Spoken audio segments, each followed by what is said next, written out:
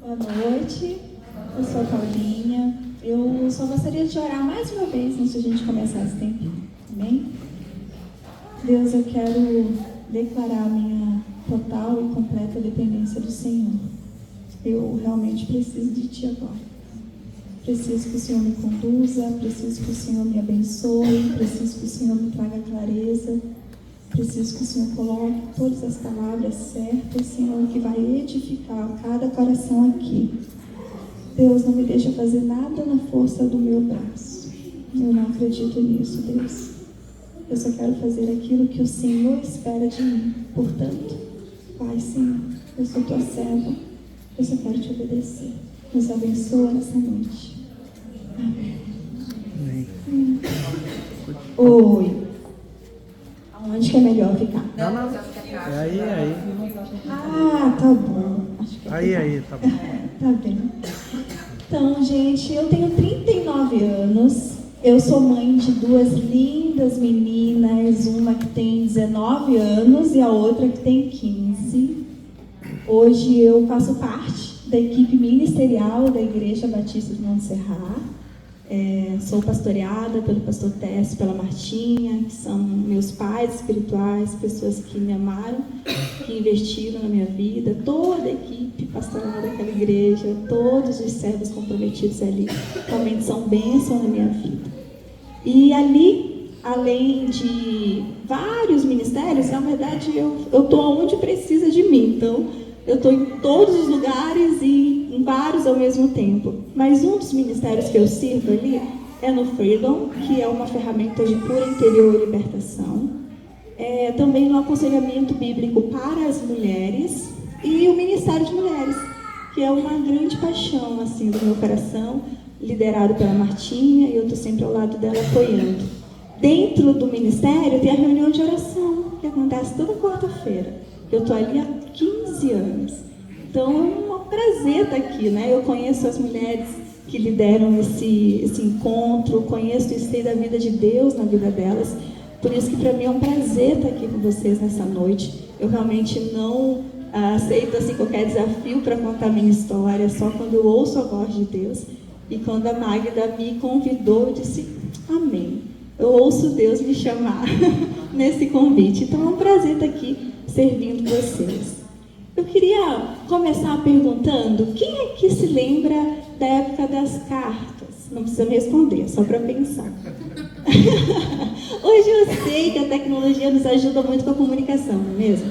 A gente passa mensagens rápido, recebe rápido, mas há um tempo atrás não era assim. A gente dependia das cartas para se comunicar. Através das cartas a gente enviava mensagens, a gente passava informações importantes, a gente ouvia corações e também falava do nosso. Então, eu queria ler com vocês um texto que está lá em 2 Coríntios 3, 2:3, que diz assim, ó, Paulo, ele fala de um tipo de carta, que é uma carta de recomendação, que era muito usada na igreja primitiva, quando os apóstolos muitas vezes precisavam usar dela para validar o seu ofício, seu apostolado. Só que Paulo fala de um tipo diferente de carta ali. Ele diz assim, ó, vocês mesmos são a nossa carta, escrita em nosso coração, conhecida e lida por todos. Vocês demonstram que são uma carta de Cristo, resultado do nosso ministério, escrita não com tinta, mas com o Espírito do Deus vivo, não em tábuas de pedra, mas em tábuas de corações humanos. Amém. Pouco antes, Paulo fala para os coríntios, sobre a necessidade dessa carta.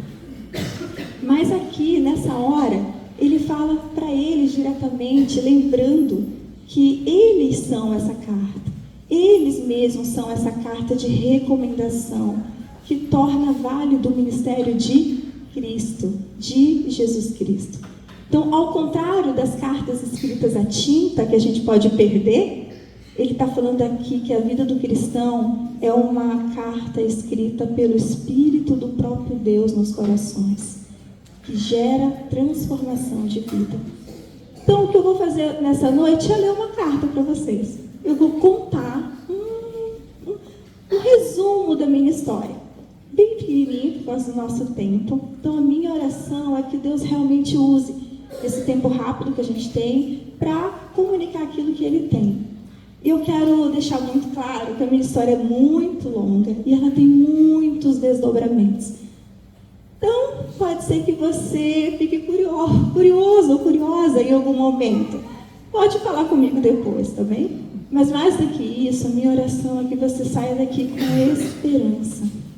Porque a minha intenção não é autopromoção ou mesmo exaltar o pecado, mas mostrar para você o poder do amor de Deus, o poder redentor de Jesus Cristo, que é capaz de entrar no mais profundo da alma humana e curar corações. Porque o pecado, ele é um retrato do teu coração. E quando o teu coração é curado em Jesus, a luta contra o pecado é vencida pelo poder do Espírito Santo. E foi isso que eu experimentei, tenho experimentado e assim será até que Ele venha. Amém? Eu trouxe um tablet com um roteiro para eu não me perder na hora, tá bom? Mas eu nasci em Belém do Pará, bem longe daqui, lá no norte. E eu já conheci Jesus logo no início, porque tem dois capítulos da minha história, 2 fragmentos. Eu costumo dizer que a minha história ela parece um mosaico.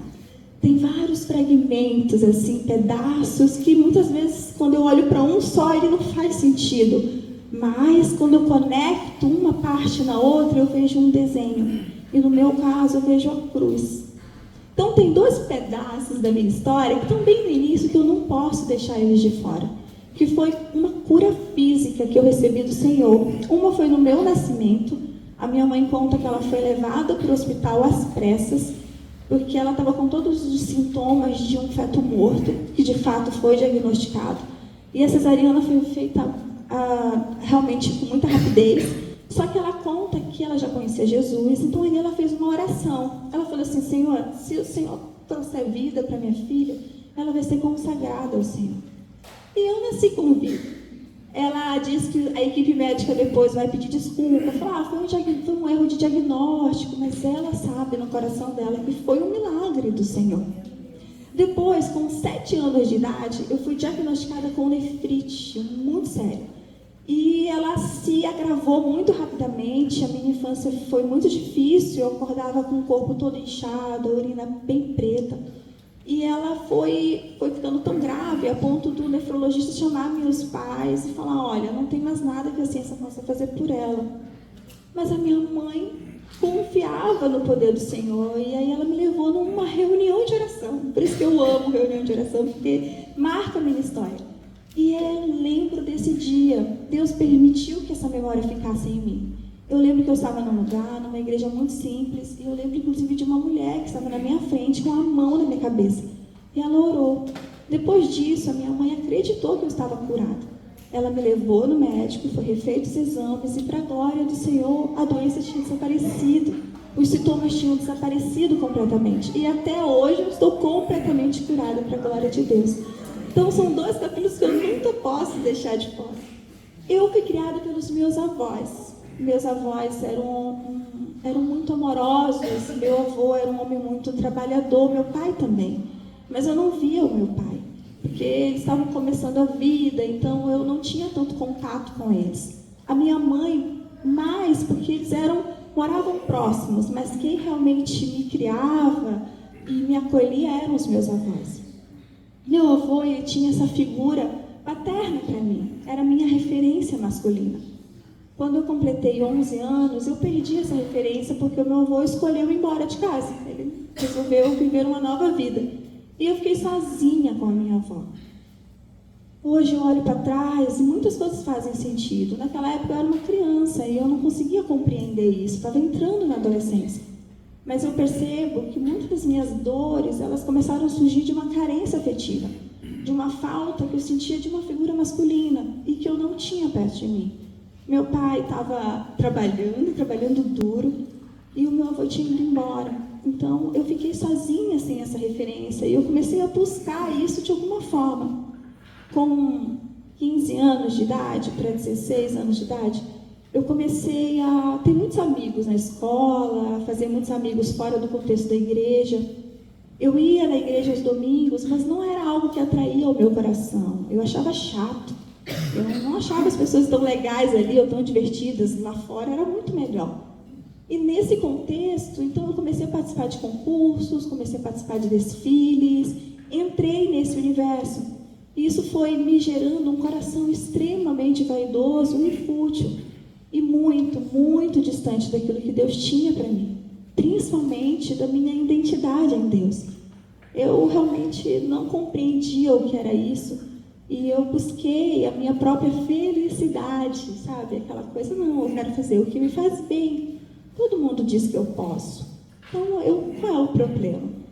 Eu tinha uma dedicação muito grande nos estudos. Então, realmente, as minhas notas sempre eram altas. E eu usei isso como máscara durante muito tempo para manipular a minha avó, manipular minha mãe. Então, eu mentia dizendo que eu ia para a festa, que eu ia estudar e eu ia para a festa. Mas elas nunca desconfiavam de mim, porque eu sempre era aluna exemplar da escola. Sempre gostei muito de estudar. E ninguém percebeu que dentro do meu coração estava se formando um caráter caído e uma deformação na minha identidade. Então, foi exatamente nessa fase, quando eu estava completamente envolvida nesse universo, que eu fui atraída para o universo da prostituição. Na minha cidade, naquela época, hoje isso é um assunto muito normal. Hoje as mulheres lutam, elas desconhecem o plano de Deus, elas não conhecem a verdadeira identidade que elas têm no Senhor e o que é a verdadeira liberdade. Então hoje elas lutam por direitos, elas alegam que elas podem ser o que quiser ser, meu corpo, minhas regras.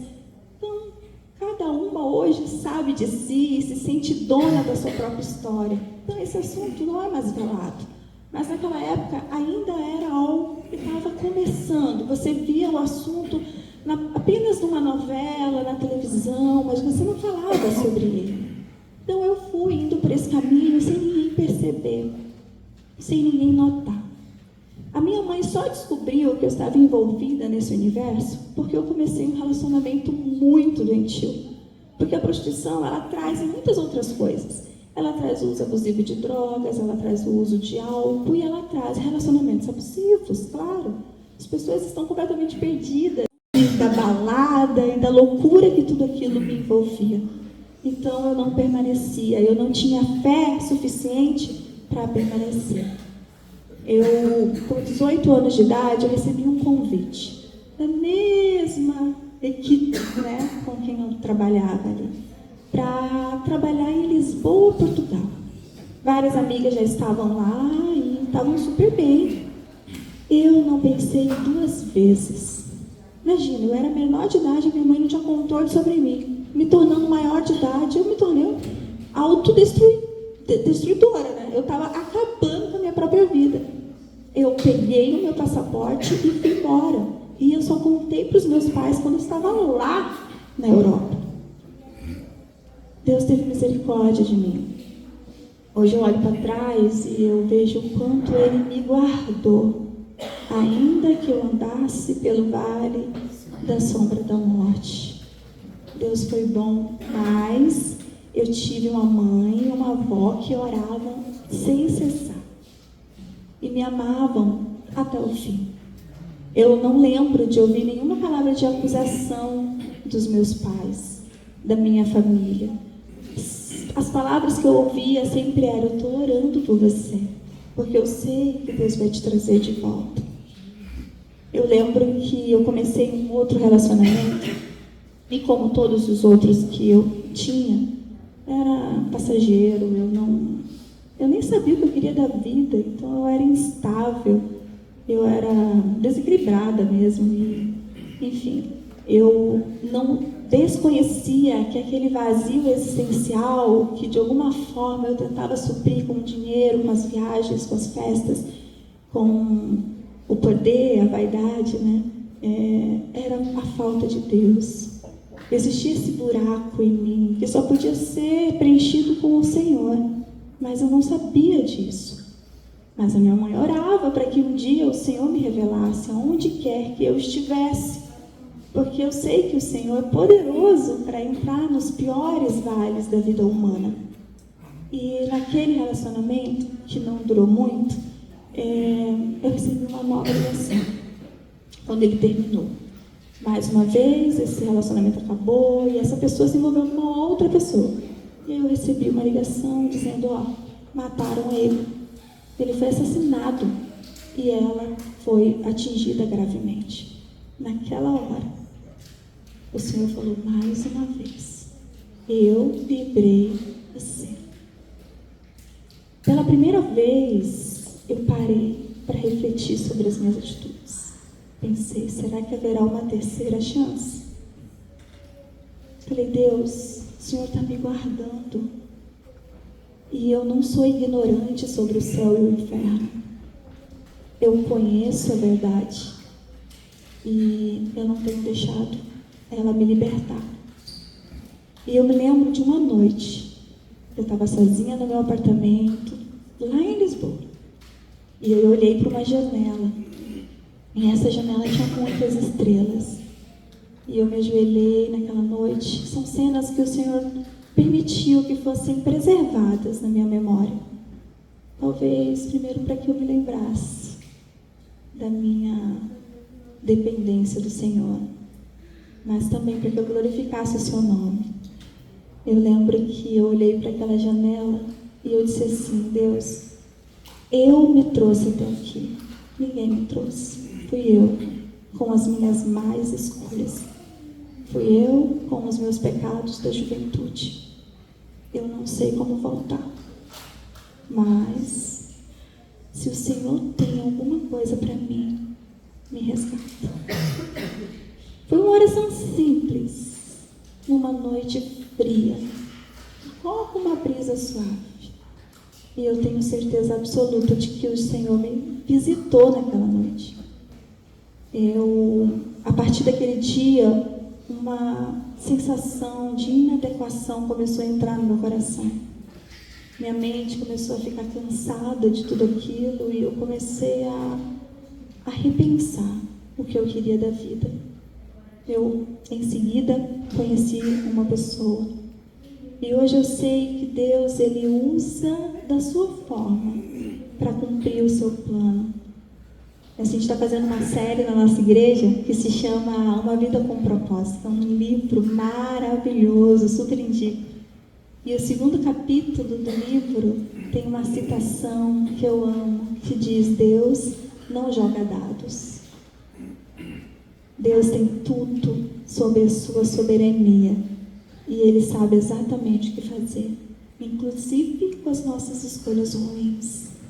Ele é capaz de transformar a bagunça da nossa vida numa bela obra de arte. E eu conheci alguém, e dentro do meu coração foi como se uma porta estivesse se abrindo, algo que nunca tinha acontecido antes. Nós nos envolvemos e eu acabei engravidando. Eu lembro que a gravidez, ela foi um divisor de águas na minha vida, porque não havia entre nós nenhum acordo e nenhuma promessa de um casamento. Mas eu decidi que por causa da gravidez eu ia parar de fumar, de usar álcool. Eu não usava drogas de uma forma corriqueira, assim. Na verdade, era muito uma vez ou outra quando eu ia para festas. Então não foi algo que foi difícil para eu deixar, né? Isso também é graça de Deus, porque Deus também me livrou de um vício, mas eu tinha um hábito muito forte de fumar cigarro, e eu me lembro que de um dia para o outro eu abandonei aquilo. Também abandonei o uso do álcool e voltei para o Brasil por causa da minha gestação. E foi nessa volta para o Brasil que Deus começou a atrair novamente o meu coração. Eu comecei a fazer o caminho de volta. Eu lembro que algo que para mim era muito forte era pensar que eu tinha dado muitos passos para longe de Deus. Muitos passos. E eu precisava fazer todo esse caminho de volta, mas eu estava disposta a isso. Eu queria isso. E Deus ouviu e viu, mais do que ouvir as minhas orações, Deus via o meu coração arrependido. E eu acho que quando Ele esperou e quando Ele realmente percebeu em mim um desejo genuíno de agradar e obedecer Ele começou a mudar a história da minha vida. Mas primeiro começou dentro do meu coração. Foi dentro de mim que as coisas começaram a acontecer primeiro. Foi a minha decisão de crer e de obedecer por causa da minha fé. Depois disso, eu fui pedida em casamento pelo pai da minha filha. Nos casamos, ele se tornou meu marido e os primeiros anos do nosso casamento foram horríveis. Foram muito, muito difíceis. Os primeiros anos foram mais difíceis do que os anos em que eu estava sozinha, porque eram um homem e uma mulher com muitas bagagens ruins, com uma história ruim, com escolhas ruins, com marcas ruins. Não sabíamos como amar um ao outro, não sabíamos como fazer do jeito de Deus, não tínhamos aprendido. Então a gente se feriu, a gente se traiu, a gente se machucou. E o divórcio era a única solução possível, era a única coisa que fazia sentido. A gente se olhou um tempo e falou, não tem como dar certo isso. Eu não abro mão, e tu também não abre mão, e não tem como a gente continuar se ferindo. Mas eu tenho um Deus que me lembrou de que eu não precisava desistir. Eu só precisava voltar para Ele mais uma vez.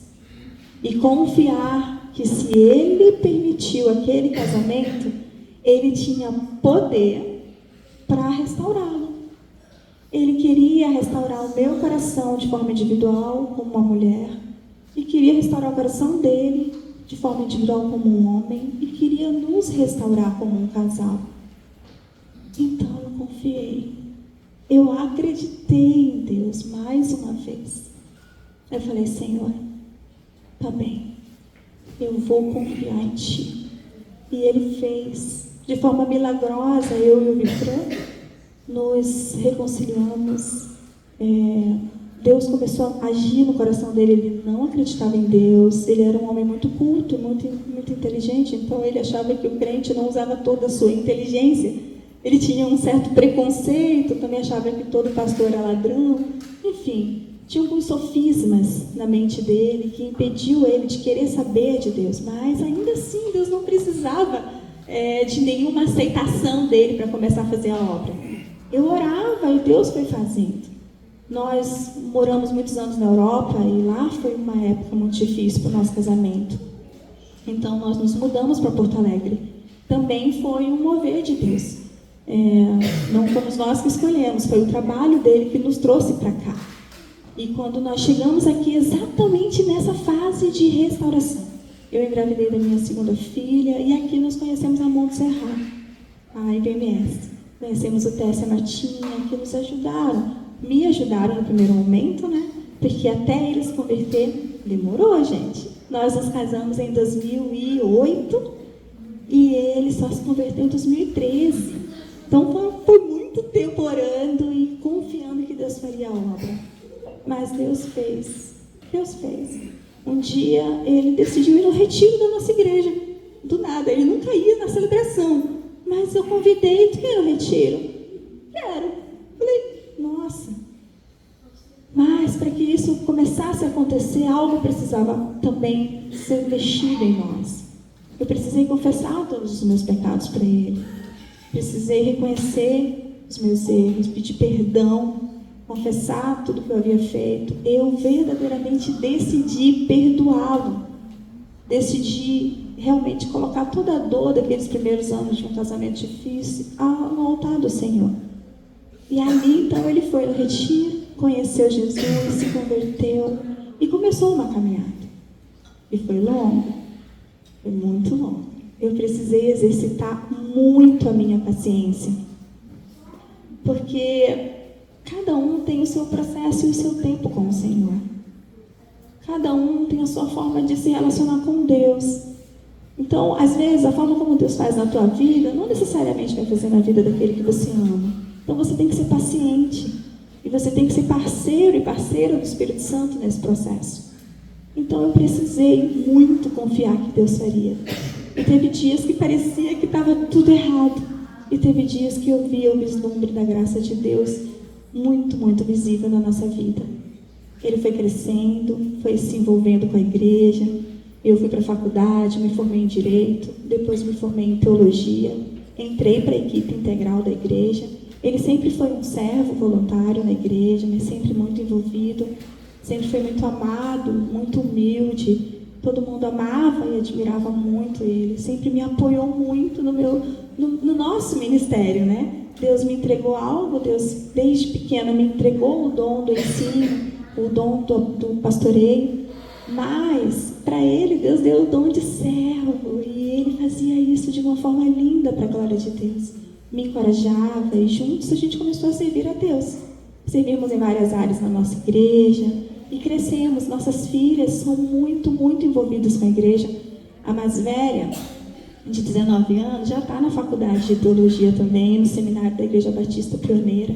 Hoje ela trabalha em tempo integral também na igreja, ela é apaixonada pela missão, as duas são apaixonadas pela missão.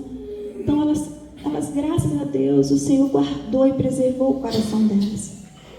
No ano de 2023, em março, Viva recebeu um convite. Em fevereiro, ele recebeu um convite para ir naquele retiro famoso, que agora é famoso, naquela época não estava tanto assim, os legendários. E ele aceitou. Naquele top, iam só os pastores, e só os pastores estratégicos da igreja. Mas o Tércio queria que ele fosse, por entender que ele tinha um perfil, e realmente ele tinha, porque há muitos anos atrás ele tinha sido do BOP, da polícia, então ele gostava de aventura, subia a montanha, acampava, era a cara dele aquilo. Eu sempre encorajei muito ele em muitas coisas, mas dessa vez eu nem precisei encorajar, ele mesmo estava muito empolgado, muito feliz. Chega, me incomodou em algum momento, de tanto que ele estava focado naquilo. E eu pensei, Deus, ele realmente está realizado com isso. E ele foi. Numa quarta-feira, ele partiu. Nós nos despedimos, oramos juntos, e ele saiu de casa. Ele voltaria no domingo. No sábado à noite eu recebo um telefone. Era a Martinha. E ela chegou na minha casa com 2 pastores. Ele só foi porque um dos pastores não pôde ir, então ele ocupou a vaga. E aí um desses pastores estava lá em casa. E quando eu atendi o interfone, o Espírito falou para mim, o Fran morreu com uma parada cardíaca. Eu desliguei o interfone, olhei para as meninas e falei, aconteceu algo. Quando ela entrou, ela sentou, olhou para mim e falou, Deus levou o teu marido. Amiga, Deus levou o teu marido. Eu lembro que, naquela hora, o céu ficou branco. E eu coloquei a mão na minha cabeça e fiz uma oração. Falei, Senhor, eu preciso agora de saúde mental. Eu preciso de serenidade para lidar com tudo. Eu preciso de força para cuidar das minhas filhas. O meu maior medo era perder o coração delas. Era perder o coração delas de Deus. Era que elas perdessem o foco. E eu falei, eu sei onde ele está. Então, me ajuda a lidar com essa dor agora. Eu e as minhas filhas nunca precisamos de terapia. Nunca usamos nenhuma medicação. E eu acredito nessas coisas, tá? Hoje eu sou aluna de psicologia. Estou na faculdade de psicologia. Que era um sonho, Deus permitiu que eu entrasse. Então, eu acredito. Acredito na boa ciência. Acredito na graça comum através da boa ciência, mas nunca precisei. Deus, na minha história, quis me curar, simplesmente por meio da oração e por meio da minha rede de apoio, que é a igreja. Foram dias difíceis, foram noites duras, mas o Senhor esteve em todas elas. O Senhor não nos deixou, Ele não nos abandonou, Ele cuidou de cada pequena e grande necessidade. Ele se mostrou em momentos em que eu não tinha condições de enxergá-lo, e Ele me trazia consolo e esperança. E eu olhava e dizia: Deus, eu não negocio a verdade da Tua soberania. O Senhor escolheu esse capítulo da minha história, e eu confio na Tua bondade sem fim. Porque se a Bíblia fala que Deus é bom para mim. Ele é bom para as minhas filhas. E negar os atributos de Deus é o que muitas vezes nos leva a perder a nossa fé. Então Ele é bom, e Ele ama, e Ele me ama. Então eu posso confiar. E no meio da dor, eu posso glorificá-lo. E foi um processo. O sofrimento me refinou. Ele me tornou mais parecida com Jesus, mais confiante nele, mais dependente do Senhor. E me deu a oportunidade de ver milagres na minha vida, que talvez em nenhum outro momento da minha história eu pudesse ver. Quando ele partiu, durante muito tempo, eu afirmava, porque era uma certeza do meu coração: Senhor, eu estou reaprendendo a viver, estou reaprendendo a enxergar a vida e a encontrar beleza nela. O Senhor me deu uma história linda de resgate. O Senhor me resgatou e usou a vida dele para isso. O Senhor curou meu coração, curou o coração dele. Uma amiga minha disse assim: ele partiu com uma licença poética, porque ele partiu no único momento da montanha que o sol se pôs. Eles estavam numa cachoeira e no momento que ele entrou na água, quando ele saiu, num ato de batismo simbólico deles, ele teve a parada cardíaca. Mas ele foi cremado e as cinzas foram levadas para a montanha. Os legendários gravaram, fizeram um vídeo, eu tenho esse vídeo. Fui na despedida dele na PIB. E lindo, assim, muito bonito o movimento. Eu confio em Deus. Eu confio no amor de Deus. Eu não negociei isso e isso simplesmente me fortaleceu. Mas eu sempre dizia que eu não casaria de novo. Eu não vou casar, eu já tenho uma linda história para contar. Deus me resgatou das trevas, Ele fez algo que a psicologia não pode fazer, que os remédios não podem fazer, que os amigos não podem fazer, que os pastores não podem fazer. Sabe o que é? A transformação do meu caráter. O maior milagre da minha vida é invisível aos olhos de vocês. Vocês só podem ouvir o que eu conto, mas vocês não podem enxergar o meu coração. Em vocês não tenho o poder de entender as minhas intenções, de saber o que eu penso e se os meus pensamentos são renovados, se eles são santos, puros e irrepreensíveis. Vocês não têm esse poder, mas o Senhor tem. Por isso que eu digo que o maior milagre só Ele enxerga, porque só eu sei o poder da transformação que o Senhor gerou na minha vida, de dentro para fora. O maior milagre não é a minha família, ou as minhas formações, ou enfim, qualquer coisa que eu possa ter construído. O maior milagre é quem eu era e quem o Senhor tem me transformado. Porque o processo de restauração é até que Ele venha. A luta contra o pecado vai retomar amanhã quando eu acordar. E eu preciso mais uma vez escolher permanecer em santidade, em pureza e em devoção ao meu Senhor. Eu ouvia sempre da Martinha: você vai casar de novo? E eu não queria nem tocar nesse assunto. Não fala sobre isso comigo. Eu não quero. Com ela, eu era a única pessoa que tinha o direito de falar comigo, que ela realmente tem um lugar especial na minha vida. Mas ainda assim, para mim, era um assunto estranho, que me incomodava, meio que me ofendia. Eu não preciso. O Senhor já fez algo lindo na minha história. Eu não preciso contar outra história. E aí eu lembro de um dia que eu fui para uma base missionária. Fui para uma imersão em aconselhamento bíblico na área da sexualidade. E eu estava ali numa noite de adoração muito especial, assim. Aí um pastor da igreja videira olhou para mim e falou assim: irmã, você vai casar de novo? E eu falei: não vem com esse assunto.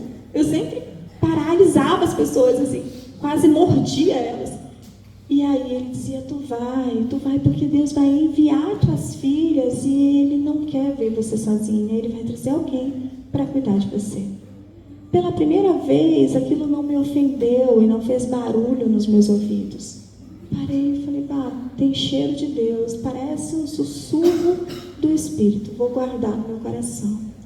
Depois outras pessoas em outros momentos esse assunto começou a vir de pessoas que não me conheciam, que não conheciam a minha realidade.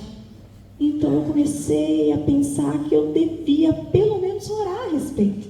Daí eu lembro que há um ano atrás, no meu aniversário de 39 anos, porque eu faço 40, gente, daqui a menos de um mês, daqui a algumas semanas eu faço 40. Mas no meu aniversário de 39 anos eu orei. Falei, Senhor, o que o Senhor tem para me dizer sobre isso? O que o Senhor tem? Porque eu me fechei dentro da minha própria vontade. Eu quero saber o que o Senhor tem para me entregar. Porque se eu estiver em desobediência, em te ouvir, agora eu me arrependo. E eu me lembro que Deus me levou para o livro de Ruth. E no livro de Ruth, eu já conheci o livro, eu nem lia o livro. Eu estava tão fechada para o assunto que o livro de Ruth eu pulava, assim. Eu não gostava nem de falar sobre isso. Mas eu fui para ali e eu comecei a ler. E uma das coisas mais lindas que eu vi na vida dela foi a capacidade dela de continuar a vida. E ali o Senhor me mostrou que quando ela se movimenta de Moabe para Israel, ela não vai para casar.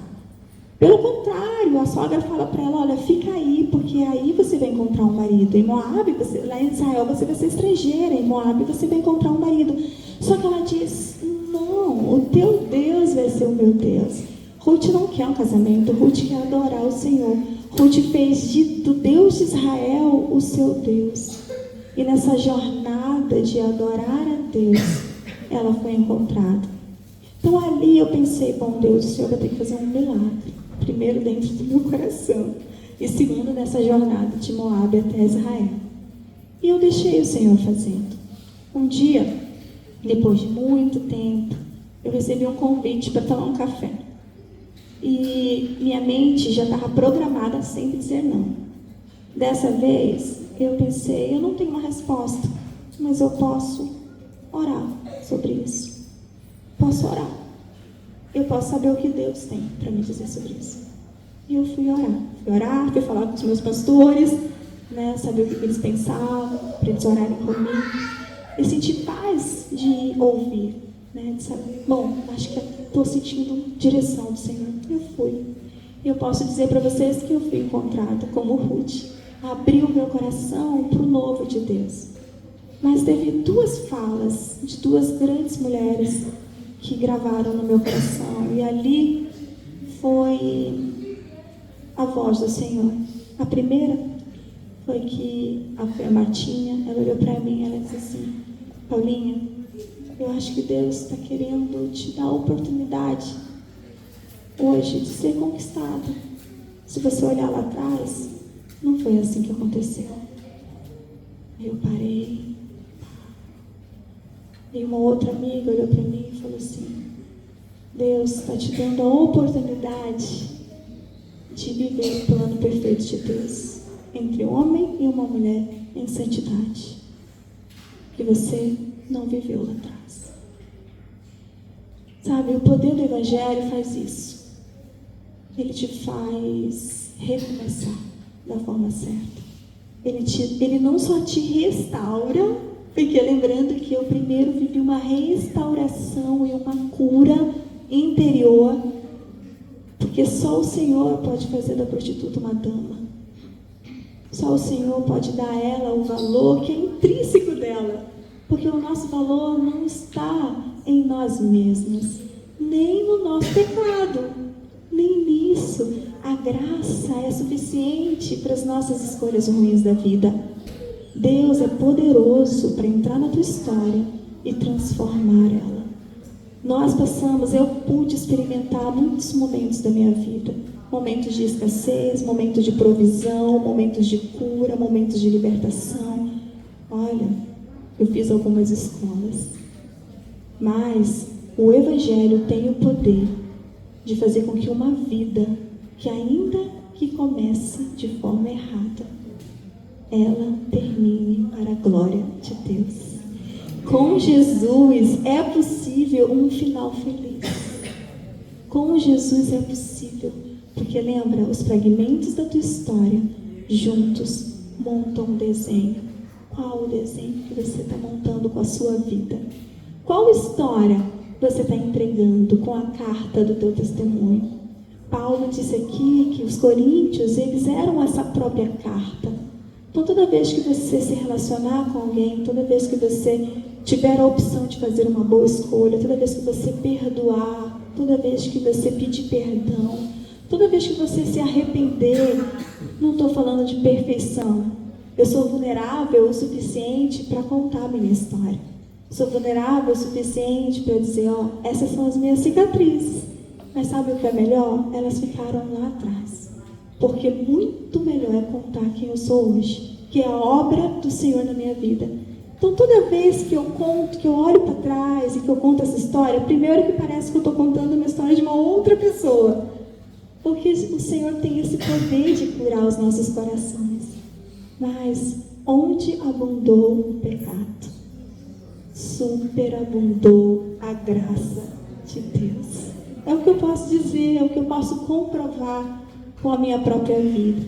Foram muitos milagres. Minhas filhas são lindas, amam o Senhor, estão na presença do Senhor. Hoje eu sirvo a minha igreja com muito amor, muita paixão, permaneço com uma fé inabalável. Caminho com mulheres, lembro elas de quem é Deus. Conto um pouquinho da minha história cada vez que eu encontro com alguma. E assim eu vou exalando a fragrância do Senhor na minha vida. Então a minha oração por você hoje é que você possa sair daqui com um pouco mais de esperança. Não sei como é que está o teu coração, eu não sei como é que está o capítulo da tua história, sabe? O fragmento. Não sei qual é o fragmento de agora. Não sei como é que está, como é que tá sendo os teus dias. Eu não sei como é que estão as tuas emoções. Eu não sei como é que estão os teus pensamentos, teus sonhos, tuas dores. Não sei. Mas eu conheço alguém que sabe. E melhor, eu conheço alguém que pode curar. Alguém que pode transformar e fazer com que todas as coisas a teu respeito apontem para Ele. Porque Ele é bom e a sua fidelidade dura para sempre. Amém? Posso orar por vocês? Deus, eu quero te louvar nessa noite, Deus. Eu te agradeço porque só o Senhor, Pai, tem o poder de esquadrinhar cada coração aqui. Pai, o Senhor conhece cada história nesse lugar. O Senhor sabe, Pai, o Senhor conhece as dores, os medos, as aflições. O Senhor sabe das áreas de fragilidade. O Senhor sabe das lutas pessoais. O Senhor sabe das inseguranças, Deus. O Senhor sabe também das vergonhas, dos sentimentos de culpa. Pai, em nome de Jesus, eu declaro liberdade na vida dos meus irmãos. Eu declaro libertação de dentro para fora. Eu declaro cura na alma, nas emoções, nos pensamentos, nos sentimentos. Deus, renova a mente, Pai, e traz paz, aquela paz que excede o entendimento, aquela paz que só é possível encontrar em Ti, Deus. Traz a esperança no Senhor. Toca, Pai, com o Teu Espírito. Toca com a Tua beleza, Deus. Toca com a Tua graça cada coração nessa noite.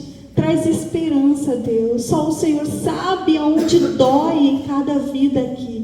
Mas o Senhor também sabe como curar cada um para a glória do Teu nome. E eu confio em Ti, Deus. Eu confio em Ti não só pelo que o Senhor já fez na minha história, Deus, mas principalmente por quem o Senhor é. E o Senhor é bom e a Tua fidelidade é eterna, Deus. Em nome de Jesus que eu oro e te agradeço. Amém. Amém. Glória a Deus. Obrigada.